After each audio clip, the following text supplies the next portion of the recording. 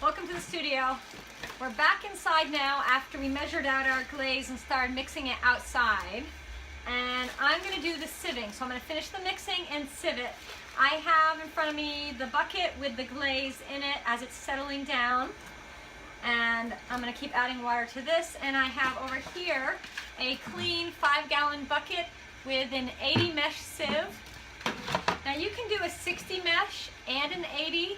Do your first time through the sieve with the 60 and then do the 80 for the second time. But my philosophy is if I've got to do 80 anyways, why not just start with the 80? Like, I'll just do it twice, right? And that works for me. I have my good old trusty, oh, they don't snap. Bummer, I thought it would snap. But I have my good old household cleaning gloves. I definitely need a pair that snap when you pull them back. They'll be like, and crazily enough, I have 2 right hands. I don't know how that happened. I don't have a left. Oh, that one did it. Much better. I feel a little better. I want it to be a little louder, but that'll work. All right, so I have 2 right hands. So I'm going to be mostly using my right hand. So I'm going to put the left hand one on. I'm going to put the right hand glove on my left hand. So it's very weird because the grippies, whatever, I'm not going to go into that. But anyhow, have a glove for each hand. Doesn't matter how it works. All right, now I don't need my mask, but I just wanted to mention when you're done using your mask, put it in an airtight, sealed up plastic bag. You want to do that because the little cartridges will keep working. They'll keep filtering the air and they'll be, doing their job and you'll be using them up when you're not actually using them on your face. The other reason to do that is because little critters, like the 8-legged variety, like to crawl into tiny spots. And I have to tell you from experience that you don't want to put a mask on that has a little buddy inside it and have it bite your face. No.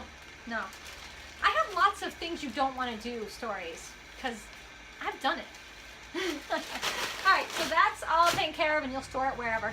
Now you can see I've got all my glaze buckets. This is my glaze area. It's kind of a mess, but that's what glazing is. It's kind of messy. So I'm going to reach down in and see how this is doing. Obviously there's not enough water in here because it's a clump. So I have my bucket and I'm going to add more water. And I'm going to go kind of generous with the water because I know about how much I need. And I'm going to start breaking it up with my hand. Now I have a glaze mixer, which I'm going to use because that's easier. So let me just get my hand out of here and wipe my hand off. And I'll take this glove off to use the mixer, but I don't need to take this one off because I didn't get it really messy. And I don't need the stick anymore either because the mixer is going to do all the work. And I'll show you my mixer so you'll know what I'm talking about. Alright, that needs to be washed off, so that goes over here for later cleaning. Just wipe my hand a little more. Alright, and I'm wearing my biggest, longest apron I have because glaze making is such a mess. I get it everywhere. I actually made this apron, so don't laugh at it. It's just your simple cotton duck material, and I made the pattern and everything. It's just like, mad scientist apron. Alright, here's the mixer. So this is just a Craftsman drill with a plaster mixing bit on the bottom. Fun times. Alright? Yes, you're going to make a mess. It's going to get everywhere.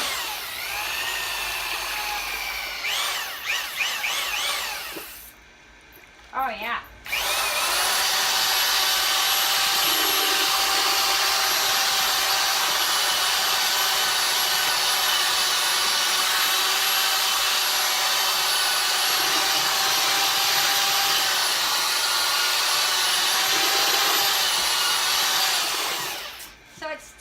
Panning in the bottom. And that's where it's formed like a hard cake of glaze. And you just keep working it with this mixer and breaking it up.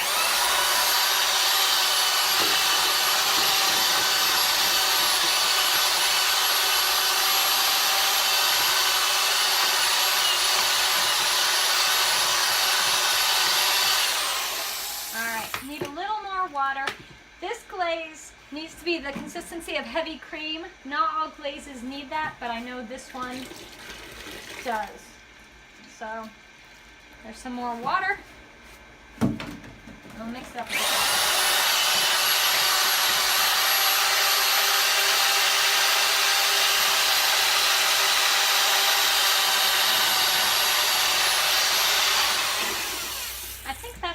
sieve.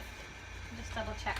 Now I use this mixer for the first mixing, and then every time I use the glaze afterwards, I'll remix it. Just to get everything spread around and, you know, to make sure it's not too wet. Snacks. All right, I'm gonna put that back.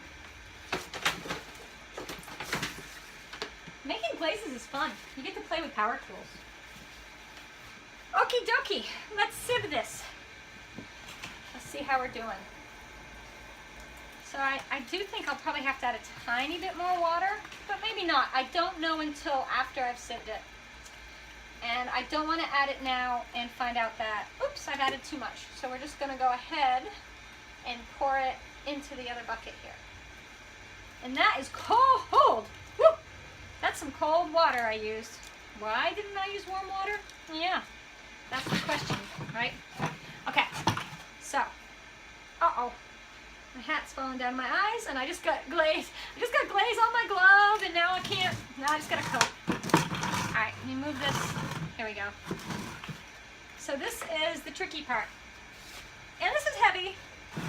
And if you need help, get someone to help you lift and pour. Actually, it's really great if you can have two people doing this, because someone can be pouring like this as a little trickle, and you can be sieving. Now this sieve has a little mesh screen in the bottom. It's basically a plastic bowl with a mesh screen in the bottom. So you just pour, and as I'm pouring, you see how my hand's going around in a circle, and I'm forcing everything through that sieve. And that means only particles that are small enough to fit through that sieve will go through. Everything else will be stuck on top. And that's okay, because anything on the top is not anything you want in your glaze. It'll be the bits of organic matter that might have been in my glaze material, or pebbly bits of material that you just don't want in a glaze.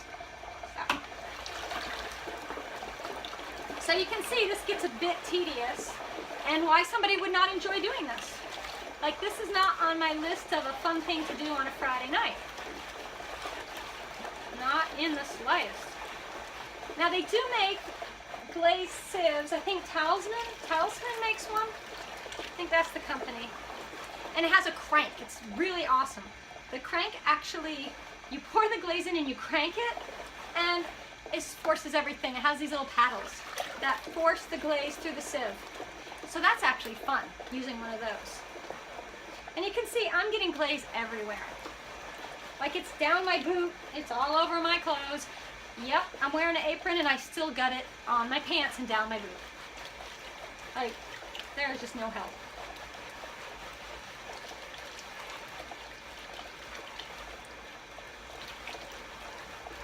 So y'all can tell people what you did today. I watched a lady sieve a glaze. More exciting than paint drying.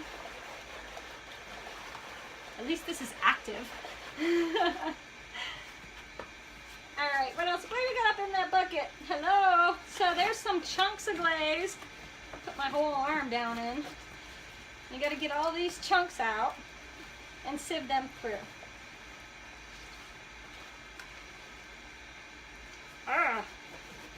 There's a lot of stuff down there. This is why we double sieve it.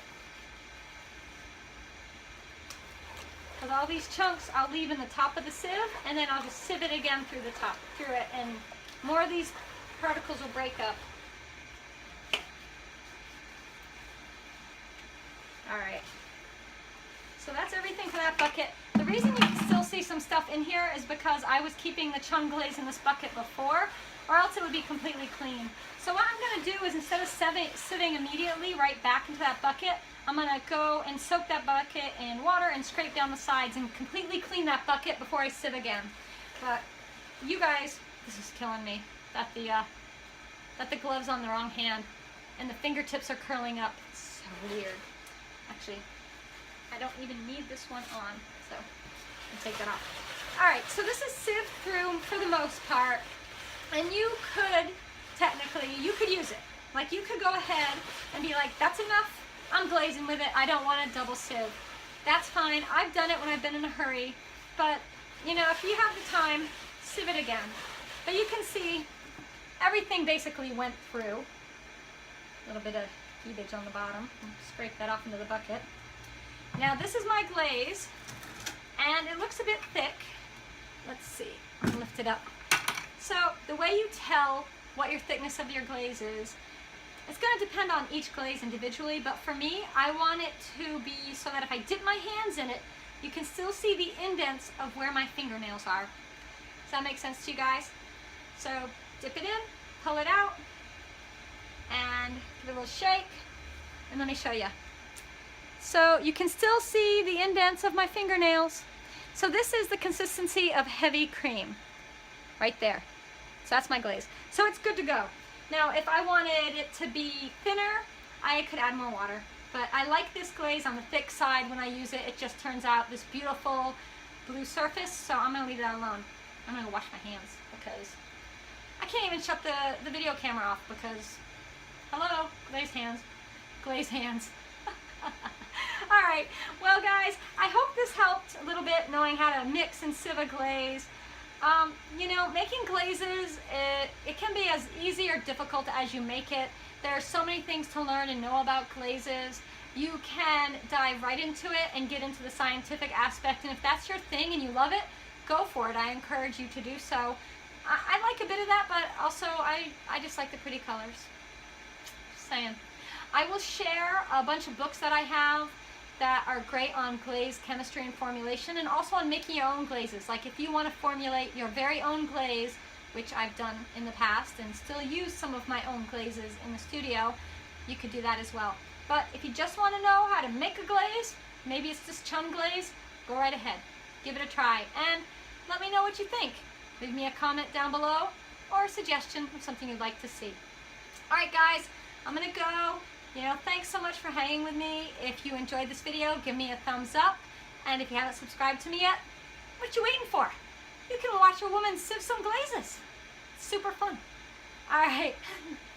Bye guys. I'll catch you next time in the studio.